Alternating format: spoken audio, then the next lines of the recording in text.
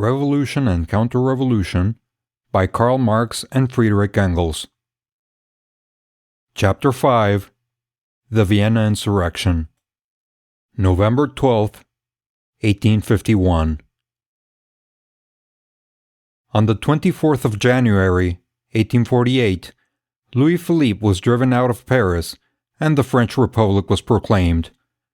On the 13th of March following, the people of Vienna broke the power of Prince Metternich and made him flee shamefully out of the country.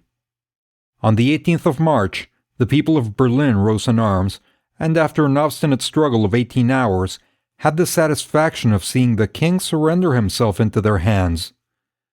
Simultaneous outbreaks of a more or less violent nature, but all with the same success, occurred in the capitals of the smaller states of Germany.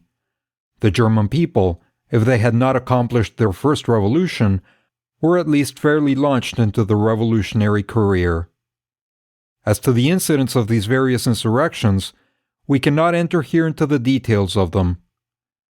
What we have to explain is their character and the position which the different classes of the population took up with regard to them. The Revolution of Vienna may be said to have been made by an almost unanimous population. The bourgeoisie, with the exception of the bankers and stock jobbers, the petty trading class, the working people, one and all arose at once against a government detested by all, a government so universally hated that the small minority of nobles and money lords which had supported it made itself invisible on the very first attack. The middle classes had been kept in such a degree of political ignorance by Metternich that to them the news from Paris about the reign of anarchy, socialism, and terror, and about impending struggles between the class of capitalists and the class of laborers, proved quite unintelligible. They, in their political innocence, either could attach no meaning to these news, or they believed them to be fiendish inventions of Metternich to frighten them into obedience. They, besides, had never seen workingmen acting as a class, or stand up for their own distinct class interests. They had, from their past experience, no idea of the possibility of any differences springing up between classes that now were so heartily united in upsetting a government hated by all. They saw the working people agree with themselves upon all points: a constitution, trial by jury, liberty of the press, etc. Thus they were, in March 1848 at least, heart and soul with the movement, and the movement, on the other hand, at once constituted them the, at least in theory, predominant class of the state. But it is the fate of all revolutions that this union of different classes, which in some degree is always the necessary condition of any revolution, cannot subsist long.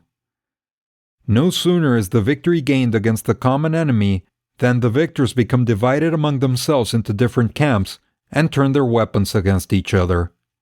It is this rapid and passionate development of class antagonism which, in old and complicated social organisms, makes a revolution such a powerful agent of social and political progress. It is this incessantly quick upshooting of new parties succeeding each other in power which, during these violent commotions, makes a nation pass in 5 years over more ground than it would have done in a century under ordinary circumstances. The revolution in Vienna made the middle class the theoretically predominant class. That is to say, the concessions wrung from the government were such as, once carried out practically and adhered to for a time, would inevitably have secured the supremacy of the middle class. But practically, the supremacy of that class was far from being established. It is true that by the establishment of a National Guard, which gave arms to the bourgeoisie and petty tradesmen, that class obtained both force and importance. It is true that by the installation of a Committee of Safety, a sort of revolutionary, irresponsible government in which the bourgeoisie predominated, it was placed at the head of power. But at the same time, the working classes were partially armed too. They and the students had borne the brunt of the fight, as far as fight there had been, and the students, about 4,000 strong, well armed, and far better disciplined than the National Guard, formed the nucleus, the real strength of the revolutionary force, and were no ways willing to act as a mere instrument in the hands of the Committee of Safety. Though they recognized it, and were even its most enthusiastic supporters, they yet formed a sort of independent and rather turbulent body, deliberating for themselves in the aula, keeping an intermediate position between the bourgeoisie and the working classes, preventing by constant agitation things from settling down to the old everyday tranquility, and very often forcing their resolutions upon the Committee of Safety. The working men, on the other hand, almost entirely thrown out of employment, had to be employed in public works at the expense of the state, and the money for this purpose had, of course, to be taken out of the purse of the taxpayers or out of the chest of the city of Vienna. All this could not but become very unpleasant to the tradesmen of Vienna. The manufactures of the city, calculated for the consumption of the rich and aristocratic courts of a large country, were as a matter of course entirely stopped by the revolution, and by the flight of the aristocracy in court. And the continuous agitation and excitement put up by the students and working people was certainly not the means to restore confidence, as the phrase went. Thus a certain coolness very soon sprung up between the middle classes on the one side and the turbulent students and working people on the other.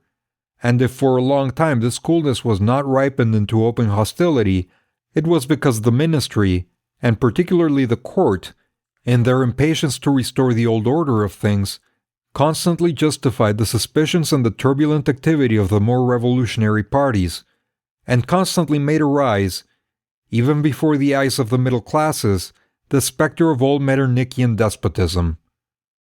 Thus, on the 15th of May, and again on the 16th, there were fresh risings of all classes in Vienna on account of the government having tried to attack or to undermine some of the newly conquered liberties, and on each occasion the alliance between the National Guard or armed middle class, the students, and the working men was again cemented for a time. As to the other classes of the population, the aristocracy and the money lords had disappeared, and the peasantry were busily engaged everywhere in removing, down to the very last vestiges of feudalism. Thanks to the war in Italy, and the occupation which Vienna and Hungary gave to a court, they were left at full liberty, and succeeded in the work of liberation in Austria better than in any other part of Germany.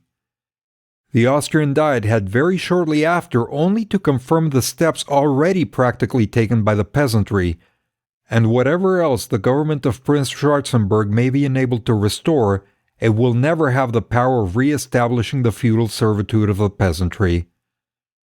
And if Austria at the present moment is again comparatively tranquil and even strong, it is principally because the great majority of the people, the peasants, have been the real gainers by the revolution, and because whatever else has been attacked by the restored government, those palpable, substantial advantages conquered by the peasantry are as yet untouched. London, October 1851.